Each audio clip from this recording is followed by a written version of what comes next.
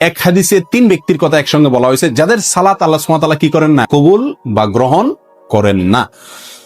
আর সে হাদিসটি বর্ণিত হয়েছে সহিহ ইবনে হিব্বানে, ইবনে মাজাহ এবং আরো কয়েকটি হাদিসের কিতাবে। নবী সাল্লাল্লাহু আলাইহি ওয়াসাল্লাম বলেছেন, সালাসাতুন লা তারতাফিউ সালাতুহুম ফাওকা রুউসিহিম শিবরা।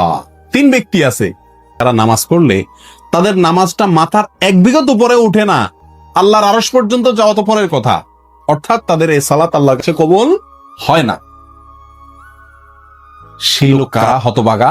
রাজুলুন আম্মা কওমান ওয়া হুম লাহু কারিহুন। 1 নম্বর হলেন ওই ব্যক্তি যে ব্যক্তি কোন এলাকার মানুষের মসজিদের ইমাম, তিনি ইমামতি করেন অথচ মুসল্লিরা তার উপরে অসন্তুষ্ট। অসন্তুষ্ট বলতে ন্যায়সঙ্গত কারণে অসন্তুষ্ট। আজকাল তো হুজুররা চলা একটু বাঁকা হইলেও পাবলিক বলে না হুজুর পছন্দ না। তো হুজুরের ব্যক্তিগত কারণে যদি আপনি অপছন্দ করেন সেটাতেই হুজুরের কোনো কিছু আসবে যাবে না, ওটাতে আপনার কপাল আপনি পড়বেন। কিন্তু যদি যুক্তিসঙ্গত কারণে লোকটা বেদাতি, লোকটা খারাপ মানুষ, লোকটার ভিতরে কোনো বদভ্যাস আছে, সেই কারণে যদি পাবলিক তার প্রতি অসন্তুষ্ট থাকে, তাহলে এই ব্যক্তি জেনে শুনেও পাবলিক আমার উপর অসন্তুষ্ট, আমার কোনো চরিত্রের দোষের কারণে, তারপরও সেই ইমামতির আসন ধরে আছে, আঁকড়ে আছে, তো এই ব্যক্তির ব্যাপারে এই কথা আসছে যে তার সালাত তার মাথার 1 বিঘত উপরেও উঠে না, অর্থাৎ আল্লাহর কাছে কবুল হয় না। নাম্বার 2, ওয়ামরাআতুন বাতাত ওয়া যাওজুহা আলাইহা সাখিত।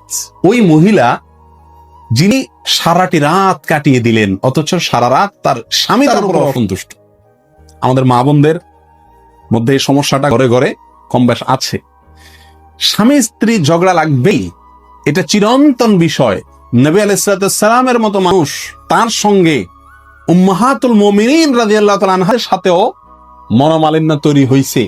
নবী আলাইহিস সালাম রাগ করে মসজিদে যান নাই, বাসায় যান নাই, মসজিদে শুয়ে রয়েছেন, ওমর রাদিয়াল্লাহু তাআলা মধ্যস্থতা করে মিলাই দিয়েছেন। এই ঘটনা ঘটছে।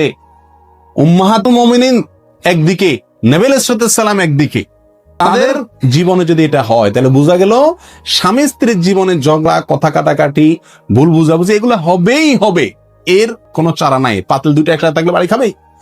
কিন্তু আমাদের বোনদেরকে খেয়াল করতে হবে, যেহেতু আমাকে আল্লাহর সন্তুষ্টি অর্জন করতে হবে, আমার ইবাদত আল্লাহর কাছে কবুল করাইতে হবে, অতএব রাগ করে আপনি থাকেন, কিছু সময় থাকেন, সমস্যা নাই।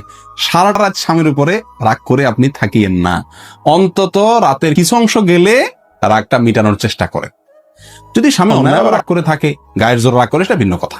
যাই হোক, তাহলে দ্বিতীয় হলেন ওই স্ত্রী যিনি সারাটি রাত কাটিয়ে দিলেন অথচ তার স্বামী তার কারণে তার উপরে কি অসন্তুষ্ট। যদি স্বামী অন্যায়ভাবে অসন্তুষ্ট হয় এবং তাকে সন্তুষ্ট করার কোনো জায়গা না থাকে, গোয়ার টাইপের হয়, তাহলে ভিন্ন কথা। 3 নম্বর, আব্দুন আবেক, ওই গোলাম বা কৃতদাস যে মালিক থেকে পালিয়ে গেছে, অনুমতি ছাড়া, কোনো তার সাথে চুক্তি ছাড়া তার থেকে পালিয়ে গেছে। কোন বর্ণনা আসছে ওই 2 ভাই, যেই 2 ভাই নিজেদের মধ্যে মারামারি বা কাটাকাটিতে লিপ্ত। তাহলে এই হাদিসে 3 ব্যক্তির কথা আমরা পেলাম, আর আগে 5 জনের কথা বললাম, তাহলে মোট